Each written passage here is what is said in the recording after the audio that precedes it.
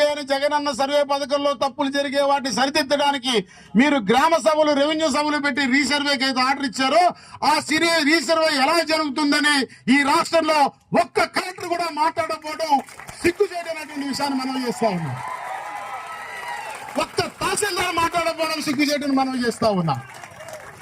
So కాబట్టి మీ బాధ న్యాయం ఉన్నది, మీ ఆవేశంలో అర్థం ఉన్నది.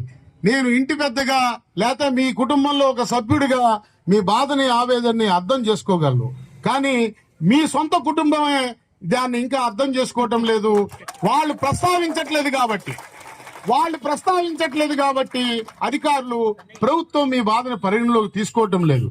పైగా మీరేదో ఈ ప్రభుత్వము ప్రజలకు మరింత మేలు చేయడానికి మరింత గత ప్రభుత్వంలో జరిగినటువంటి విధ్వంసాన్ని కొంతైనా న్యాయం చేసి వికాసం వైపు తీసుకువెళ్లాలన్న ముఖ్యమంత్రి గారి ఆలోచనలో భాగంగా ఈ 2047 ప్రణాళికలో గాని రేపు P4 కాన్సెప్ట్ లో గాని కొంతమంది యంగ్స్టర్స్ అయినటువంటి మీ యువశక్తిని ఉపయోగించుకోవాలని వారి ఆలోచనకి ఈ అడ్డం పడుతున్నారు. మీరు ఈ ప్రక్రియను ముందుకు సాగనీయకుండానే రాంగ్ అభిప్రాయాన్ని మీ మీద ప్రభుత్వానికి చేరవేసినటువంటి పరిస్థితులు కూడా ఉన్నాయనే విషయాన్ని సందర్భంగా మీ దృష్టికి తీసుకొస్తూ, అందువల్ల నేను మిమ్మల్ని మ్యాండేట్ చేయను కానీ మీకు అప్పీల్ చేస్తా ఉన్నా, అనుభవజ్ఞుడిగా మీకు సూచన చేస్తా ఉన్నా.